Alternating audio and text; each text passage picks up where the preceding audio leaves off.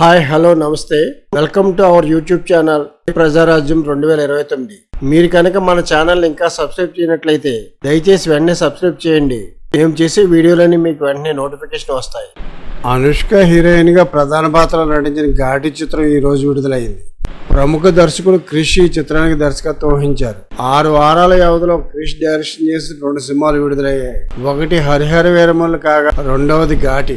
వీరమల్లుకి పూర్తి సినిమాకు క్రిష్ డైరెక్టర్ కాదు, సగం సినిమా అయ్యాక క్రిష్ వీరమల్లు నుంచి తప్పుకున్నారు. అక్కడి నుంచి నిర్మాత ఏఎం రత్నం తనయుడు జ్యోతికృష్ణ డైరెక్షన్ చేశారు. వీరమల్లు నుంచి ప్రక్కకు తప్పుకున్నాక కొంతకాలం తర్వాత క్రిష్ ఘాటి సినిమాను మొదలుపెట్టారు. అయితే చిత్రంగా తాను మధ్యలో వదిలేసిన వీరమల్లు, ఆ తర్వాత తాను డైరెక్షన్ చేసిన ఘాటి వారాల వ్యవధిలో రిలీజ్కి వచ్చి, వాస్తవంగా అయితే జూలై 18నే ఘాటి రిలీజ్ కావాలి. అంటే వీరమల్లు రిలీజ్ అయిన జూలై 24కు 6 రోజుల ముందు ఆ డేట్ నుంచి వాయిదా పడి సెప్టెంబర్ 5 రిలీజ్ అయింది. దానితో 6 రోజుల గ్యాప్ కాస్త 6 వారాలకు పెరిగింది. సినిమా బాక్స్ ఆఫీస్ ఫలితం చూస్తే ఘాటి రిజల్ట్ వీరమల్లే చాలా బెటర్ అనిపించేలా వచ్చింది. వీరమల్లు చిత్రం బాక్స్ ఆఫీస్ దగ్గర బాగా పెర్ఫార్మెన్స్ చేసి ఉండకపోవచ్చు, కానీ సినిమా పరంగా పెద్దగా లోపాలు వెతకడానికి ఏమీ లేదా.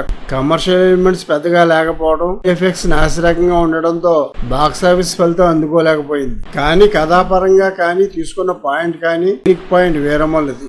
దేవాలయం వద్ద సన్నివేశం, ప్రీ క్లైమాక్స్ లో ఢిల్లీ గేట్ వద్ద సన్నివేశం, ఎమోషన్స్ అద్భుతంగా కుదిరాయి. కానీ ఘాటికి మొదటి షో నుంచే దారుణమైన ఫ్లాప్ టాక్, రొటీన్ స్టోరీ, విసుగెత్తించే సన్నివేశాలతో ప్రేక్షకులను విసిగించారని ట్రేడ్ పండితుల విశ్లేషణ. అసలు ఓపెనింగ్సే లేవు ఘాటికి. అనుష్క హీరోయిన్ అయినా క్రిష్ డైరెక్టర్ అయినా సినిమాని పట్టించుకోలేదు ప్రేక్షకులు. వీరమల్లు విడిచిపెట్టి వచ్చి మరీ చేయాల్సినంత ఏముంది ఘాటీలో అని ఆడియన్స్ విమర్శిస్తున్నారు. దీనికి బదులు క్రిష్ వీరమల్లుతో ట్రావెల్ చేసి ఉంటే ఆ సినిమాకి మెరుగైన ఫలితం వచ్చి ఖాతాలో హిట్ పడి ఉండేది.